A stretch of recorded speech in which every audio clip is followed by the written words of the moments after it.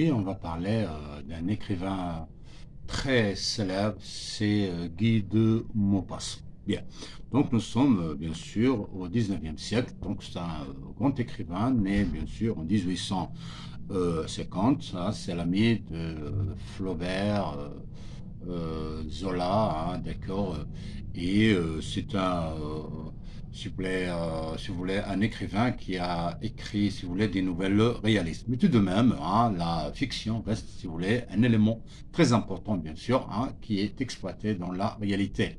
Hein.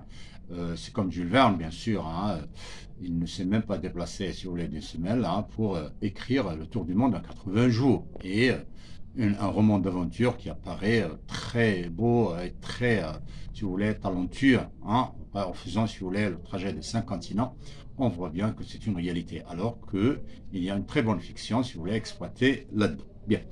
Donc aujourd'hui, notre sujet, c'est la ficelle, d'accord? Mais avant, j'aimerais bien faire, si vous voulez, un petit aperçu sur d'autres, bien sûr, nouvelles écrites hein, par Guy de Maupassant, d'accord? Alors, c'est l'enfant d'une bourgeoisie, et il a fait, bien sûr, un diplôme, si vous voulez, c'était un bachelier, donc il a écrit Auchan. D'accord?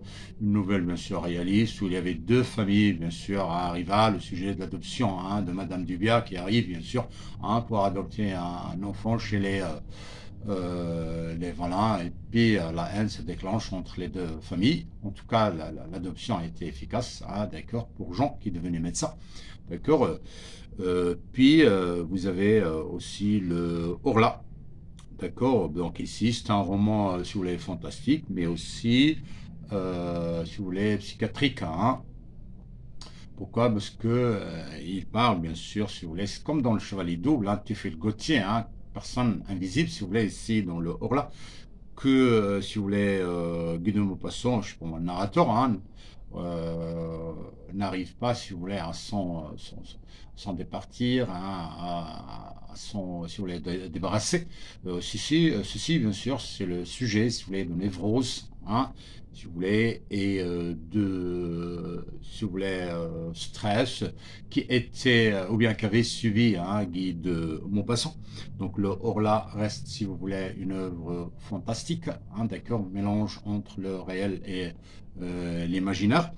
Puis nous avons, si vous voulez, la parure, d'accord? La parure ici, c'est, si vous voulez, une femme, madame de, hein, une dame, si vous voulez, qui payait le prix de son snobisme. Hein, c'est Madame Mathilde, hein, Madame Loisel, hein, qui a été trop snob et elle a payé le prix de son snobisme. Donc, on pourrait dire qu'il ne faut pas aller au-delà de ses capacités. D'accord? Puis, nous avons, si vous voulez, Boule de Suif. Il s'agit d'une femme qui avait alimenté si vous voulez, une diligence, hein, 8 personnes qui étaient dans la diligence, dans une diligence, en se déplaçant bien sûr lors de la colonisation sur les prussiennes hein, en Normandie, en France. Mais cette femme a été obligée, si vous voulez, pour libérer cette diligence, hein, d'accord, pour partir, cette diligence, elle doit si vous voulez, cette femme-là, la femme, si vous voulez, Boule de Suif, doit, je sais pas moi, hein, acquiescer, si vous voulez, la luxure, hein, d'accord, la débauche avec un Prusse, d'accord. Alors, une fois que ceci est fait, la diligence est partie, mais personne, si vous voulez, n'a accepté alimenter cette femme. Donc, si vous voulez, qu'on fait un bien, n'attendez pas la récompense. Hein. Si vous voulez, vous êtes déjà récompensé par le plaisir, si vous voulez, que vous avez, si vous voulez, exercé, que vous avez, si vous voulez, produit, hein, d'accord, à l'égard des autres. Donc, l'amour des autres. Hein. Il faut aimer les autres sans attendre, bien sûr, la récompense.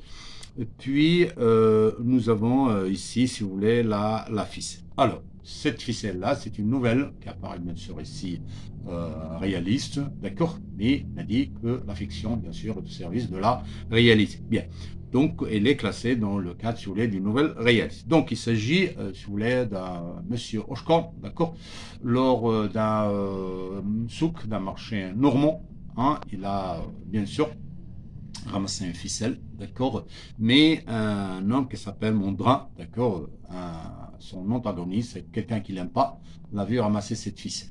Et puis, quelques minutes après, un crieur annonce, si vous voulez, la perte d'un portefeuille. Monsieur Mondrin va chez le maire et déclare qu'il a vu, d'accord, de ses propres yeux, Monsieur Hochkorn ramasser, si vous voulez, le portefeuille. On fait venir l'accusé, mais lui n'a dit que ce n'est qu'une ficelle, d'accord? Il n'a pas, si vous voulez, d'alibi, il ne peut pas s'innocenter, il ne peut pas l'innocenter, il est toujours coupable. 1 heure ou 2 heures après, si vous voulez, un fermier a apporté le portefeuille. Mais la rumeur continue toujours à dire que M.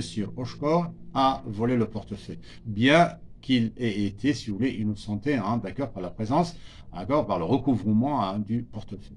Donc ça, c'est une, si vous voulez, accusation collective, d'accord, une influence, si vous voulez, générale, qu'a subi M. Hochkorn. Il continue toujours à, si vous voulez, à présenter je sais pas moi, des histoires pour dire que lui n'a jamais volé, mais au fur et à mesure qu'il raconte, les gens croient que c'est lui le voleur, c'est lui que celui-ci est toujours accusé. Donc, si vous voulez, comme morale, et par conséquent, si vous voulez, avant la morale, par conséquent, cet homme-là, il est tombé malade et il meurt, d'accord, si vous voulez, victime de cette, si vous voulez, accusation collective. Donc, comme morale, on peut dire qu'il ne faut pas se laisser hein, être influencé par, si vous voulez, des moqueries et des accusations collectives. D'accord? Merci.